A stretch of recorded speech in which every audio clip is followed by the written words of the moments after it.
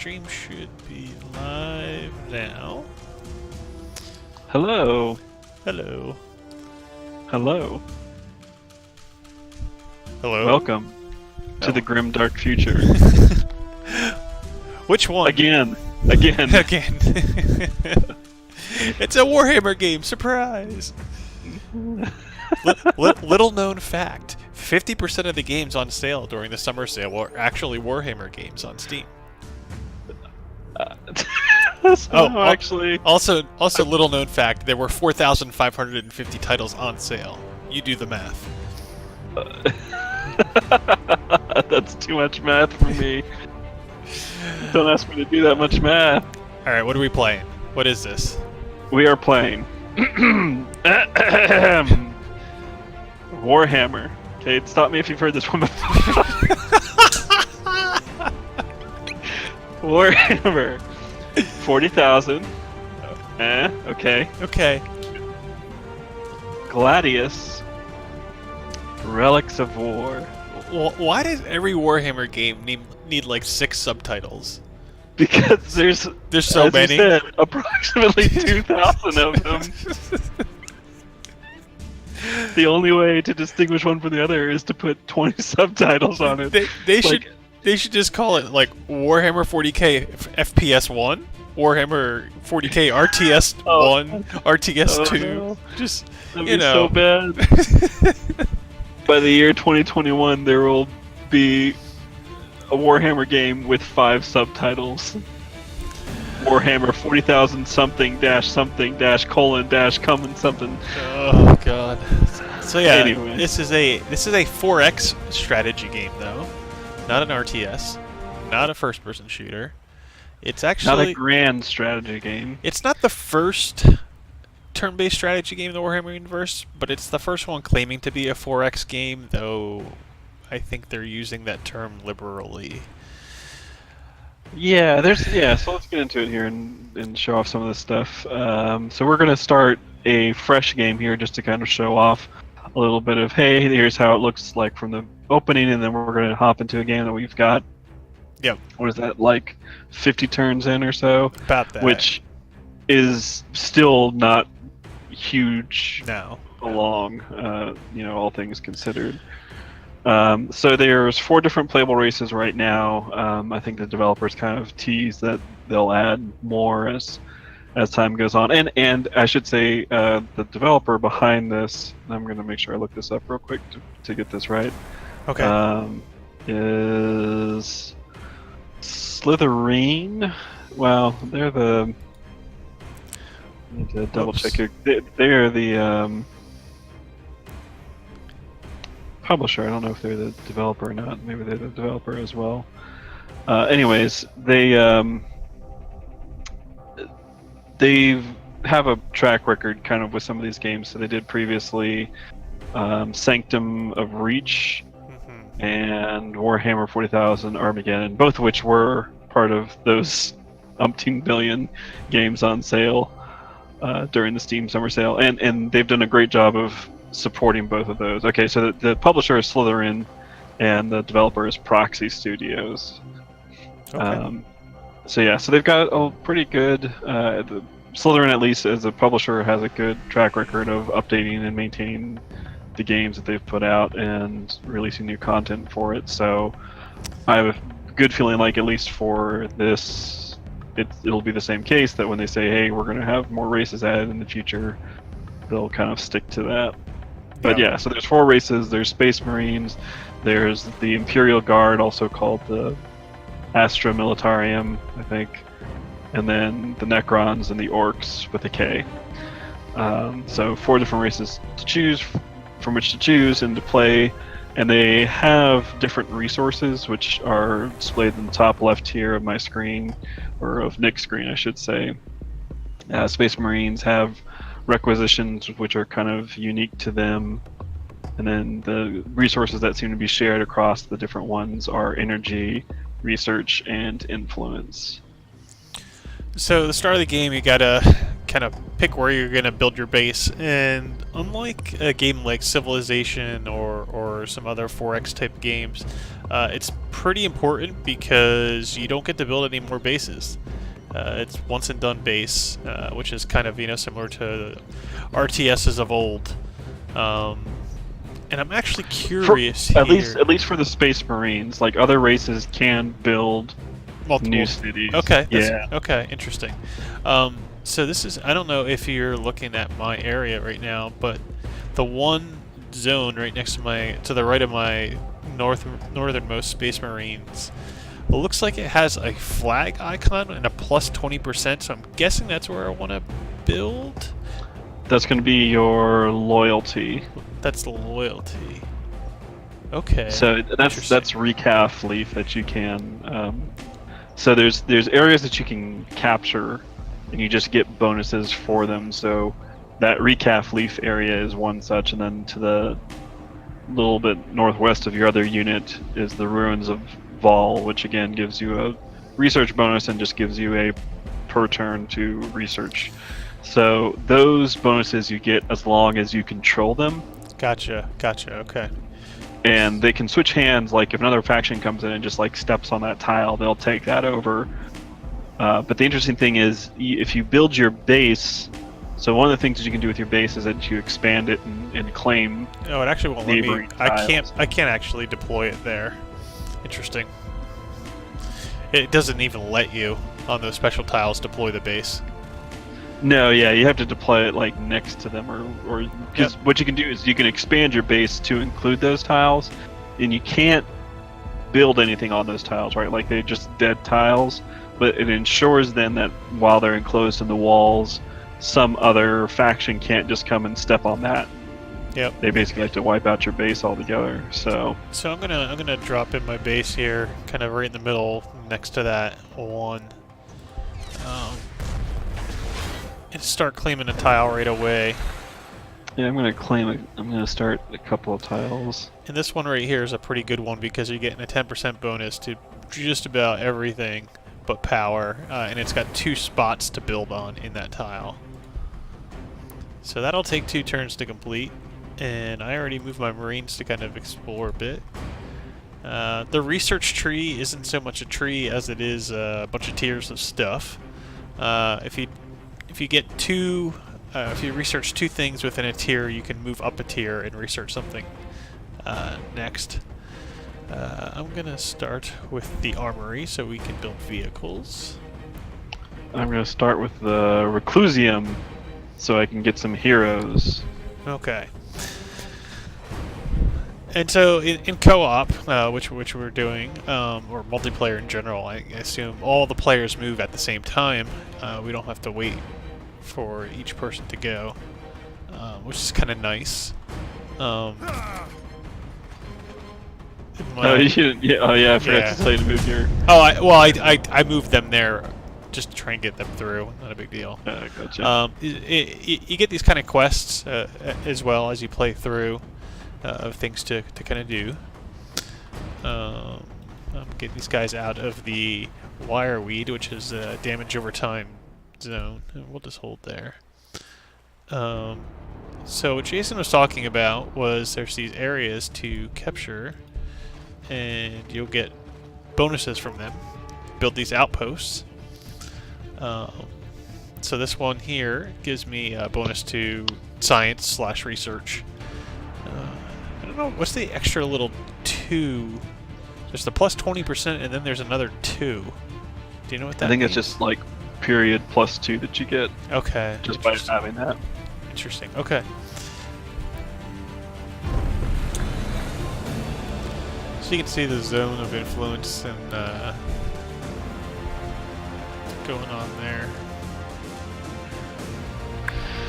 Oh, I got a little wire weed around me. Alright, what do I want to build? That's a good place for that, and power too. You can queue up multiple things as well, which is nice.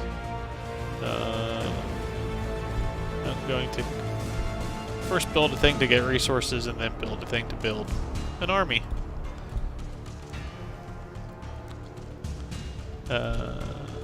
So yeah.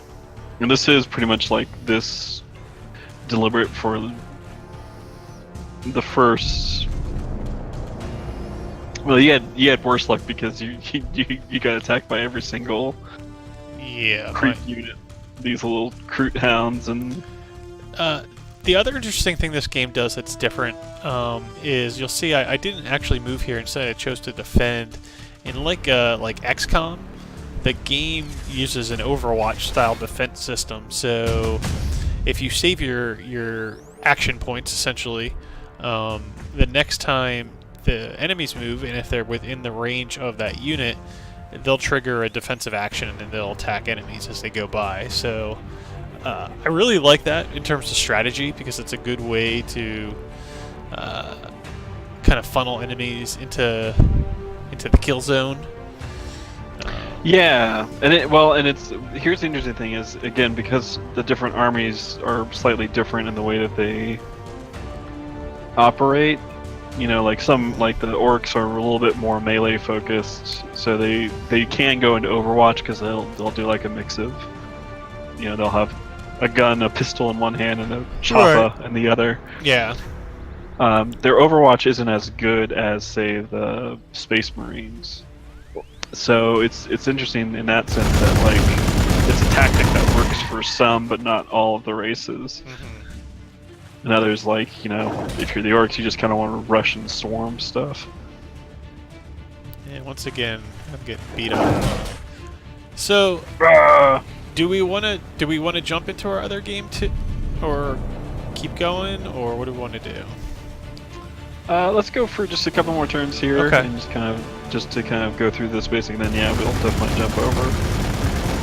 The one question, you know, that might come up if you're watching this is, hey, you know, what do you guys share? Is there anything that you know, both get to do because you're playing as co-op? And there's nothing. I mean, yeah, we haven't found anything in terms of aside, co-op I mean, like bonuses or I don't know. It's weird. Like even those things that Nick captured, I'm pretty sure I don't get the bonuses for. I'm going to capture something next turn that will give a bonus to energy, so Okay. make a note of what your energy is now, and then after I capture it next turn, we can see what if it changes at all. But yeah, I'm pretty sure. Basically, like, so the weird thing is, by capturing that, you prevent anybody else from doing so, and I can kind of help you guard it. And I think I can even step on it and take over it. Mm-hmm. But yeah, I don't think it's like we share the resources or anything. So, what's your current energy plus that you have? +3. All right, so if this works like I think it should. So now mine is +5. Yeah, I'm still +3. Yeah. So yeah, so it's one of those things where, you know, hey, it could be like the most that you can do with that is maybe your buddy, you know, has to pull back from it, and so the other person comes up and temporarily secures it or something like that, so that the AI doesn't get it. But there's no other real benefit there. You know, there's the resources that you get from those are a good bonus, but they're not like enough of a huge bonus that like you have to fight your friend over. No, I really need that. Mm-hmm. At least from what I've been able to see. I'm sure if you were playing this on the harder difficulties, those could swing things in a bigger way. But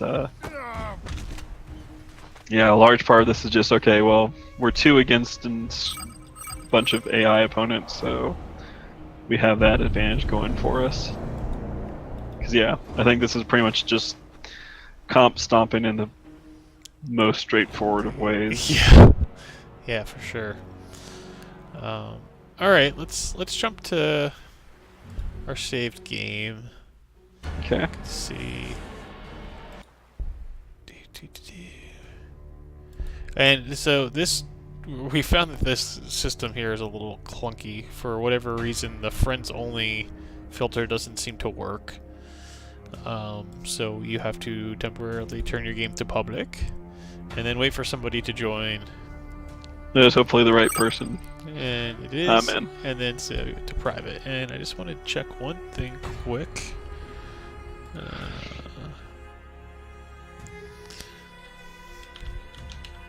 Crap, it switched to my desktop. I just wanted to check our audio and stuff. I just wanted to check our audio and Okay. I think it's coming through, okay? Yeah. Yeah, and then people can... I wanted to monitor the chat room too. Okay, so we'll load our game. We are on turn... Oh my god, it overwrote our save games. Even though I saved it explicitly. Oh no, what? Wait. Yes. If you saved it explicitly, did you save it over an autosave? I saved it over an autosave slot, but it still overwrote it. Oh no. Wow. Okay, well, guess what? We're jumping back in. We're jumping back in. Oh, that's funny. Oh. Stupid game. That is too funny. Oh, and mine just had an error and crashed. Sweet. Oh, let's see if I can hop back in here. I'm gonna... What is it? Yeah, it only has the 5 save slots. It never has any more games listed than that. Well, you can create, like, you can manually create one. There's an option to do, like, a new save, I think.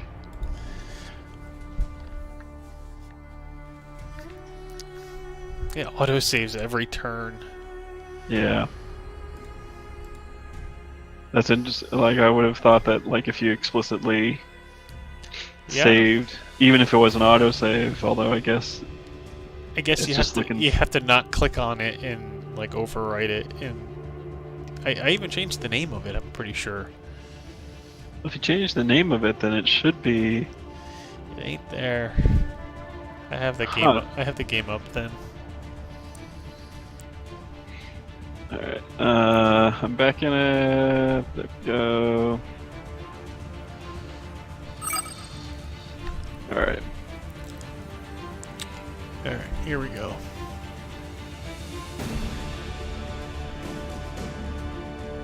Hopefully I don't crash this time. Oh, it crashed again. Are you kidding me?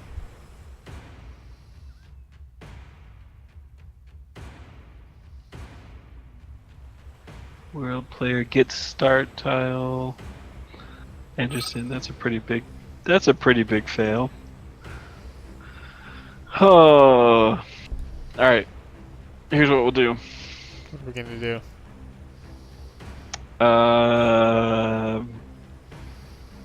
Doop-a-doop-a-doo. Do you have a single player game that's not the tutorial? No. Okay. I'm still in the tutorial mission. Okay. Or I assume I am. Let me see. Single player. I am on turn 97 of something. Let's see. You can say worst case scenario, you can just load that up and kind of show off what it looks like in the later game of things. Yeah, I mean, I'm here. I've got my hero guy. I don't know if this is the tutorial or not. Let's see, and I'll watch the stream here for a second.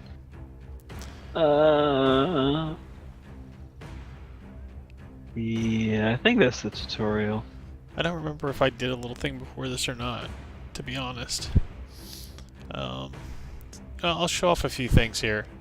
Yeah. So there's different, there's the goals here, the things, and so the big one here to me, it seems like the game kind of changes is when you get these hero units, and this is very Age of Wonders-esque, where these units are pretty powerful. I don't have any right now, but you can actually get like items and unique abilities for them. And so you can see right now this guy has a temporary shield item and these passive bracers that he's wearing that gives bonuses and stuff. So oh, and that guy can get a level up too. So there's a little. This is the one thing that I feel like it doesn't indicate well enough. So in the little group of icons down there, there's the chevrons with the plus next to it. Uh-huh. And then if you click on that, you'll be able to choose an ability So, or... that's right, because I've already got the shockwave. So we'll... Curses a ranged weapon. Yeah, let's do that.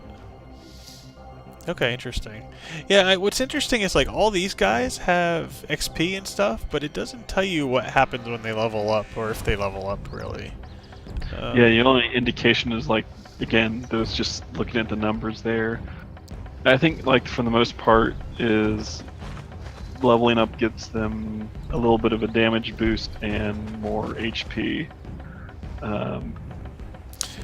So there's certainly an advantage to like keeping units alive for a while, at least as much as you can. Yeah, and this is pretty cool. So these are jump marines, and you know, this area I would normally have to walk all the way around here, but because they have the jump packs, I can just take a shortcut. So that's pretty nice. Go assault marines, go! You got your tank down there. Yeah.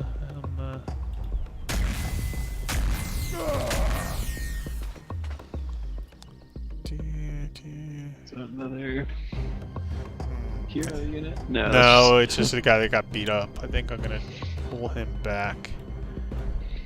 Run away! Yeah, I had just finished like fighting a bunch of battles, and so these were my reinforcements I was sending in up here. Gotcha. Do I have anything queued up here? Oh yeah, we got a Devastator queued, another Dreadnought, acquiring a tile, and I'm getting another hero unit. So, and they're all just about there, so shit's about to go down. And we'll end our turn and see what happens here. Actually, you know what? Since you have those quests, this isn't the tutorial to come to think of it. Okay. Because the tutorial, it gives you specific things to do, but it's not the quests that each faction gets. So yeah, I think this is just some game that you started up. So yeah, so earlier, you know, as Nick's kind of going through this, he was talking about somehow it's take some liberties with the 4X.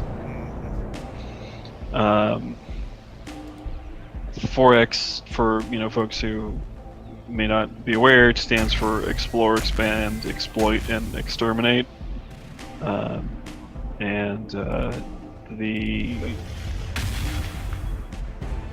easiest one to point to is civilization. There's certainly ones before that, like Master of Orion, and things that have come since, but civilization is the easiest, is always like my template for what to think about, right? Because you have your civilization, you start off on a square, you start building that area up, you explore more, you expand out, you exploit the resources, and you can interact with other civilizations then and do diplomacy, do trades, or just wipe them out. This game, I would say, has more of an emphasis on explore and exterminate than it does necessarily in the other two. Like, the exploitation really, like for the Space Marines, exploitation really is about where you put your initial city, and that's it. Like, getting whatever bonuses you can from the surrounding tiles. But since that's the only city that you can build, there's not much else to really exploit from that. The other races, yes, there is, but at the same time, it costs a lot to build another city in some cases. Like, first you have to research the units that will let you do it, but then you have to build the things, like the structures that let you produce them. And then in some cases, like the Necrons, for instance, the Necrons can only build on certain tiles. Like, there are specific tiles called Necron tombs that you'll see on the map, and they're like, there's glowing green coming out of them. And those are the only tiles the Necrons can build on. Actually, Nick has one just a little bit north of some of his units there. Yeah. So because those are specific tiles that, as a Necron, you have to actually go out and look for and build on, like it limits where you can go out Oh, hang tight, little guy. to. Oh. God. Alright, so we're gonna bring him back into here. So I mean, like, yeah, there's things with that where I feel like this has a little bit more of the turn-based strategy elements and real-time strategy than it does with what I typically think of when I think of 4X games. I think it's a good game. Like, I've certainly enjoyed my time with it and playing it, but it's definitely something where I sit there and I feel like, there needs to be a little bit more. Like, when I first hopped into this, in my mind, I was picturing something like Stellaris crossed with Endless Legend, almost. Like, have a solar system where there's just, like, you can specify how many planets, and then, like, each planet size, however big you want it to do. But, you know, typically speaking, like, you know, if you're going to go Warhammer 40,000, you're talking about these groups fighting over a galaxy, right, and all the planets and that they can do in that galaxy, as opposed to doing something like this. I mean, like, certainly, you know, fighting planet by planet, but I was picturing something a little bit bigger in that scale and scope, and something that would be a little bit more intricate. And this planet may be really good for Space Marines, but this planet's really good for orcs, but you have to send an invasion force anyways over to that orc planet, you know, and fend stuff off. So the name of the game is Gladius because that's the planet we're on, right? I think that's what the backstory was. Yeah. Yeah, yeah. So I mean, you know, it's fine that, and again, it's fine that it's one planet, but it always feels like it feels really confined. Like, and there's lots of different things in the lobby setup. There are a lot of things that you can tweak. You know, you can tweak how many of those special tiles generate. You can specify, like, how abundant is the land versus the, you know, the waterways and stuff like that. Although there's no naval units, right? Like, that's just basically an impediment to most troops getting around. So it's a very interesting mix of ideas from, or I should say, it's a very straightforward application of the 4X idea to the Warhammer 40,000 universe, and there's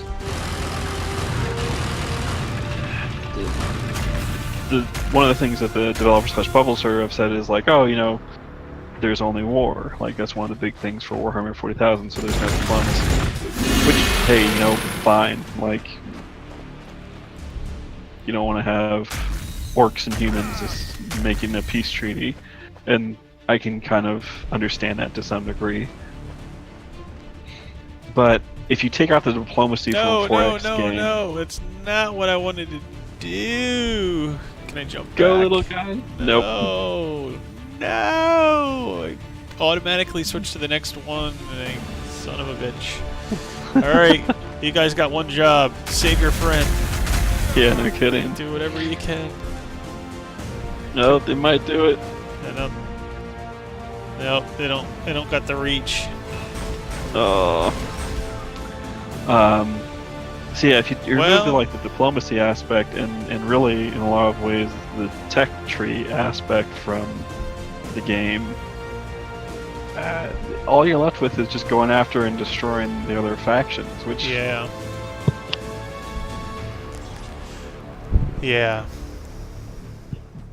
There is the quest goals, so, you know, if you pursue the quest all the way to the end, then you can win that way too.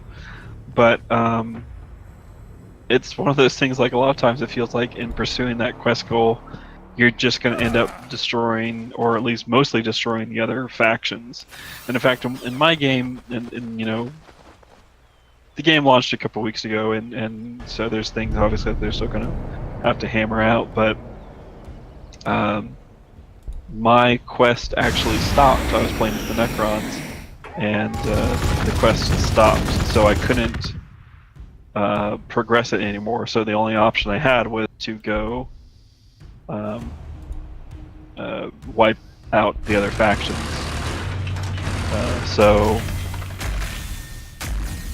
there's things like that where it's just kind of a bummer to see, where you don't have much, you don't have much choice in the goals that you're pursuing here.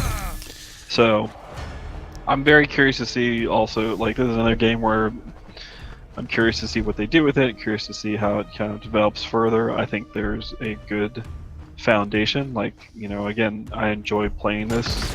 I put in almost 10 hours, it looks like, into the game, and I've played as Necrons, and I've played as the Space Marines.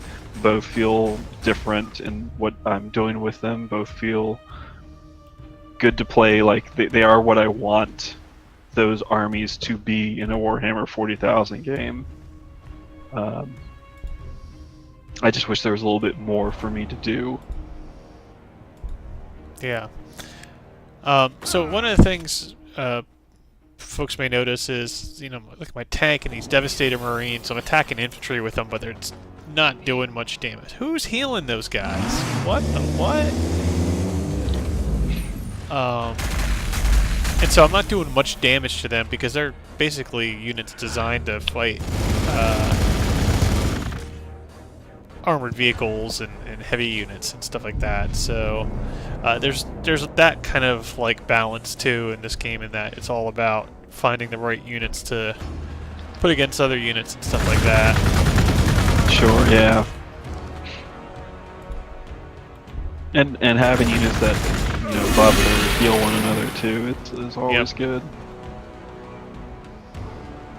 Which the librarian kind of fills in. I can't remember. I know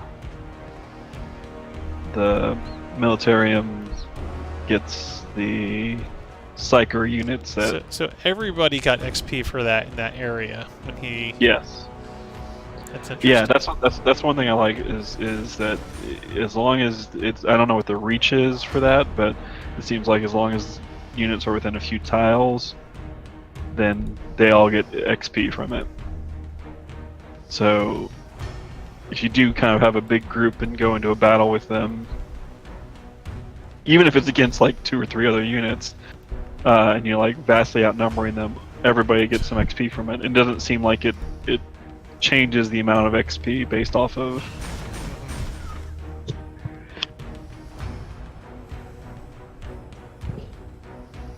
So yeah, I mean, other than that, it's managing all your different resources, building stuff up, waiting a few turns for that to happen, sending out, like, kind of having to plan a little bit in advance, since it takes time not only to build but then to get it to wherever it's going. Oh no, your tank. Yeah.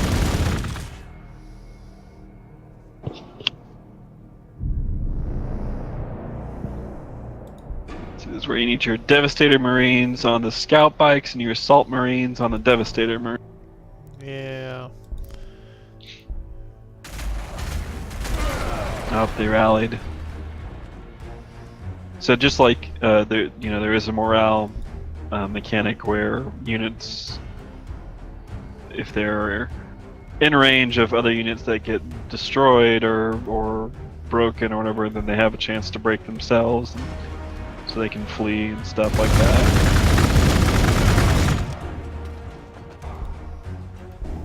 No, son of a... Oh well.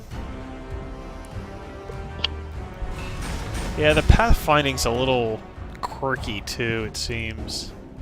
It is one of those things where it's like your best bet is to click and drag and hold and then release, kind of a thing, to kind of see the path that it's taking. But I've definitely had it go in some weird ways sometimes, where I'm like, go to this point and it says, okay, I'm going to take this long way around. I'm like, no, just go through here.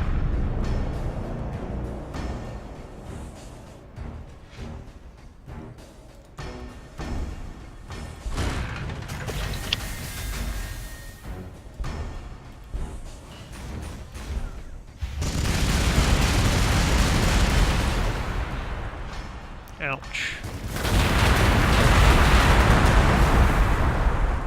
I did not do a lot of damage to him with that. That's disappointing.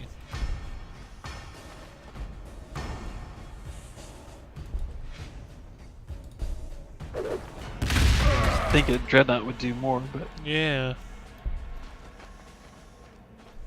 I guess it depends on what weapons they have equipped, because some weapons would be anti-infantry and others would be anti-vehicle.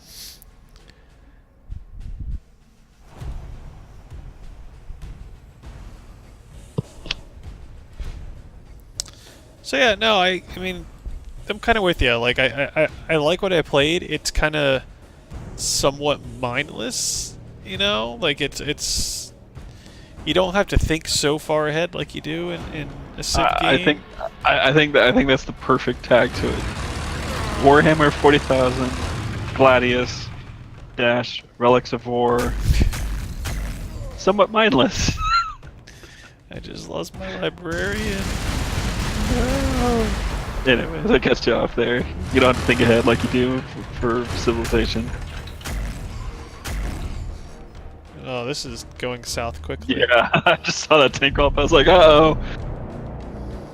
Yep. You're in a tight spot. Yeah.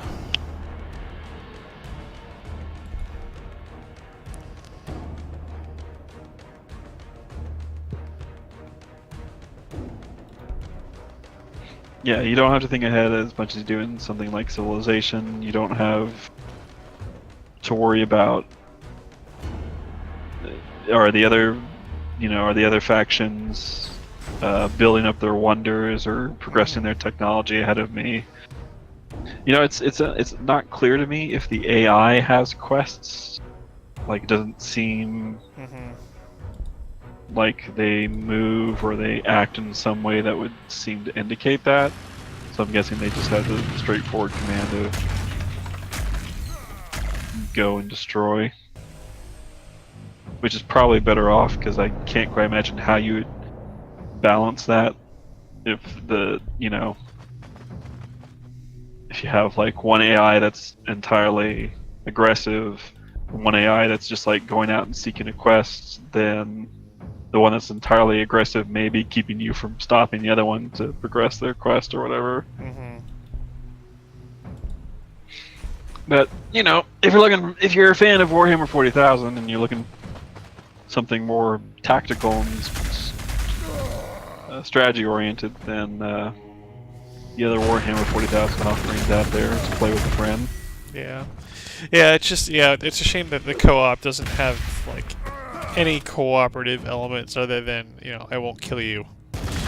Yeah. I mean, you could see what everybody's doing, which is nice, share strategies or whatever, but in terms of actual co-op capabilities, like in Civilization, you can share research, or the new expansion actually added some advanced alliances and almost like almost like quests, actually, like this game has, but they're co-op quests to kind of do. So there's a...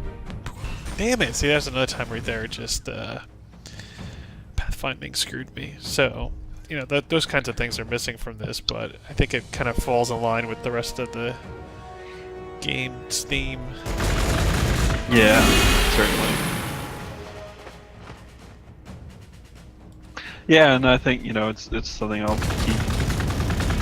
Yeah, it's good to hop into, do the whole. Let me just play for a couple turns, and then hop back out again. So. Yeah. It's something I'll be curious to see once they start expanding it more and adding new races. What they do with that, if they do anything to kind of add some other alternate goals and alternate objectives that you can try and complete with friends, or even just do on the whole, right? Like, again, there's I don't think you can really do a tech victory in this game, but finding something that would kind of fit. It's the one problem too, and I think it's the problem with doing these licensed games, particularly Warhammer 40,000, is it's got a lot of baggage to it. Like, there's a lot of things that, like, when it comes to this is what the lore says, this is how the tabletop game is, this is what it's supposed to be like, these are how the gun's supposed to sound and feel like, and I get it, like, to some degree, because I definitely fall into that kind of a camp, but as a result, like it really restricts the creative freedom that you might have to be able to do more of those kinds of things with this sort of game. And I kind of feel like, it's a bummer that in some ways, like, that this is a 40,000 game instead of a 4X game, just a new IP, because I think it's going to be a little bit tougher for them to be able to find ways to integrate different win conditions and win victories and different things that they can do that you'd expect in a 4X game. But hey, time will tell. I got my fingers crossed. I'm looking forward to seeing what they'll do with it.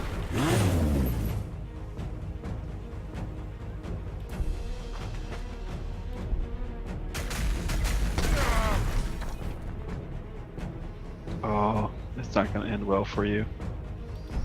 I'm doing alright. I'm getting my guys down here now. I got the 2 sets of Devastators to take out these damn vehicles. Got my jump Marines to... I wonder if I can jump all the way over there then. So what can we can level up too? Oh.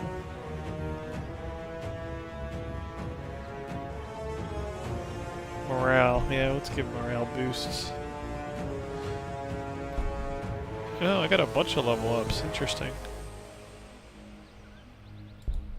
Okay.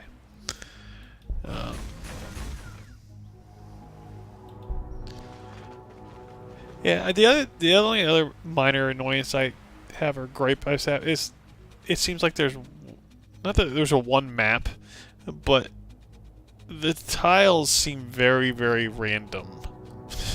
Like, it's not a very cohesive kind of thing. Like, there's just random stuff kind of splattered around. Like, oh, this is a forest, and this is the plains, and there's some rocks right here. Oh, and there's it's snowy over there. Yeah, now there's snow. Oh, and the desert's right here. Like, so it needs some cohesiveness for that at least. Yeah. Something. It's a little off-putting.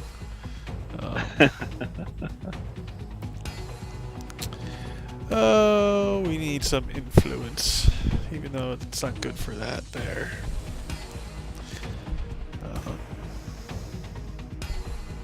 But yeah, we haven't had any questions in the chat or anything, so we'll go another 5 minutes or so here and see if I can push through here. Maybe. Fingers crossed for you. Yeah, let's see. Take down this plane. Almost.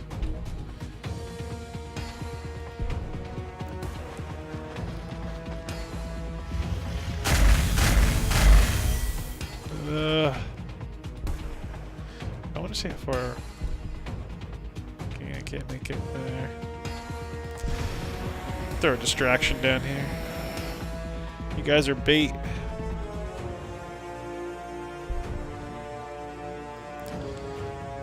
But I think this guy gives morale boost, so he's in a good spot there. Boosting everybody around. Who's else? Got a while till my reinforcements come down. See, and that's the other downside of this. Like, I can't build guys anywhere, or even like drop them in anywhere else. So I have to wait a ton of turns to get in reinforcements and things like that. And for a game that's centered around like war, that's kind of annoying.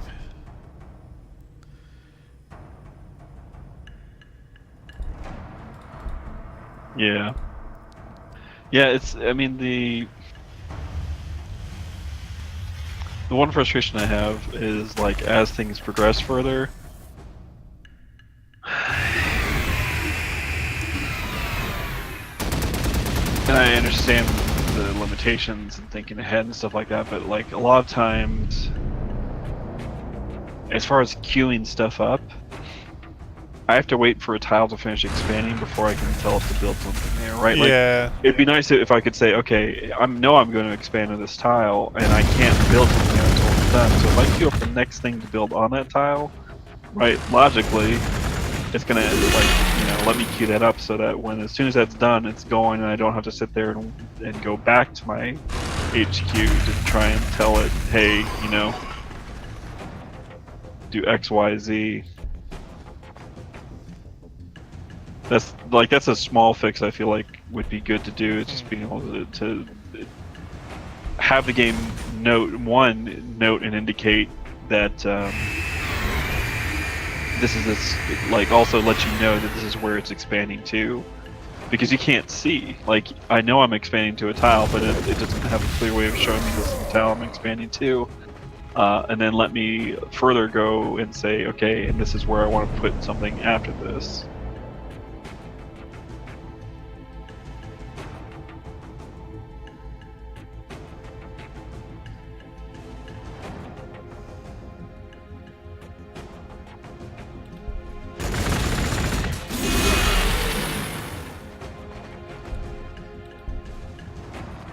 Oh, I didn't know that tower was there.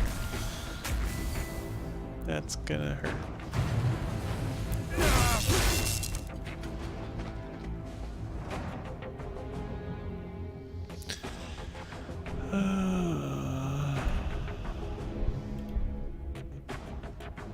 Run away. You just wait.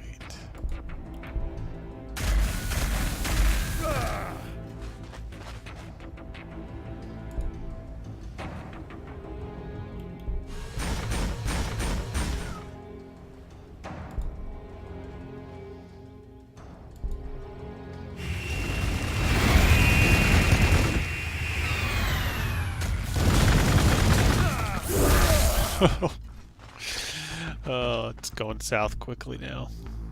Yeah, it is. They had all these guys hidden in the fog of war that I did not realize was there. Did you research the ping the map ability? You should have used that. Yeah.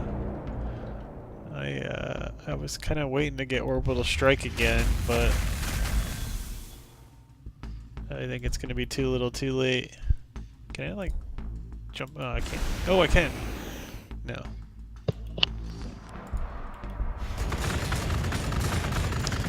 I'm just going to charge here, and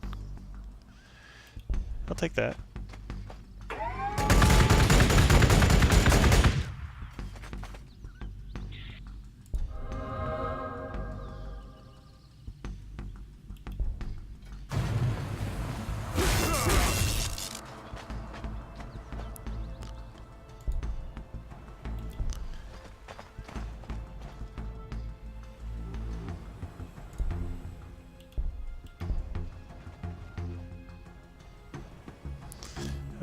Yeah, so I got, like, alright, all my reinforcements are coming in back in the city, but it's gonna take, like, 15 turns to get them all the way down to the bottom. That's really annoying. But you need to pull your guys back, start meeting them halfway. I guess. At this point, I'm just charging. The stream's just about over. Go down in a blaze of glory. Although, they just retreated for some reason. They're hoping to pull you back further. I guess. Oh, there's also their Fortress of Redemption there. I didn't realize that you went up against that. No wonder you're getting chewed up. Well, I didn't know it was there. That was a mistake. Like, it was hidden in the fog of war, and when I went to capture the thing, it was like, oh yeah, we have this fortress here, defending everything.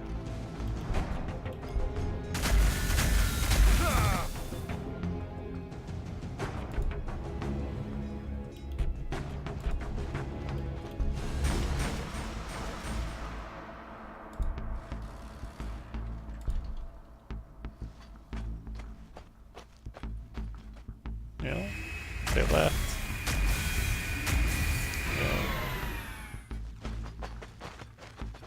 Yeah. Just casually stroll up. I do also like, I didn't do this on the stream much, but you can zoom in really close to get in on the action. Which is pretty cool, so there's a pretty good level of detail. Yeah.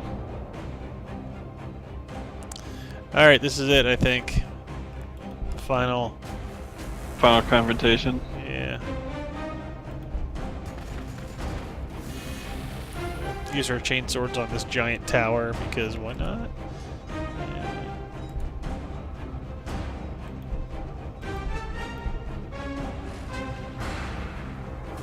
Go up against the tank because why not? So yeah, all right. That's the Warhammer game with 50 subtitles, like all the rest. Warhammer 40K, Gladius. What's the rest of it? Relics of War. Relics of War. Someday. All right. Well, I'm gonna stop the stream there. Thanks everybody for watching. Yeah. We'll next- be back. Go ahead. Sorry. Yeah, I was gonna say next week we're doing Earthfall, right? Earthfall next week, and then the week after that we'll be checking out No Man's Sky. The next update hits tomorrow, actually, so that allows you to play the game with friends, in addition to a bunch of other improvements, enhancements they're making to that game. You know, Cool. what, almost 2 years after it was released. Now Yeah. it's kind of, it seems like it's finally starting to be the game that most people was hoping it would be. So yeah, we'll be back in a couple weeks. Give us some time to kind of play through some of that and try and establish some stuff. And Mike and I will be streaming that on the PS4. Nick will be joining us. Hopefully we'll get Locke back. He's been busy with Life. baby. Yeah. So, yep. All right.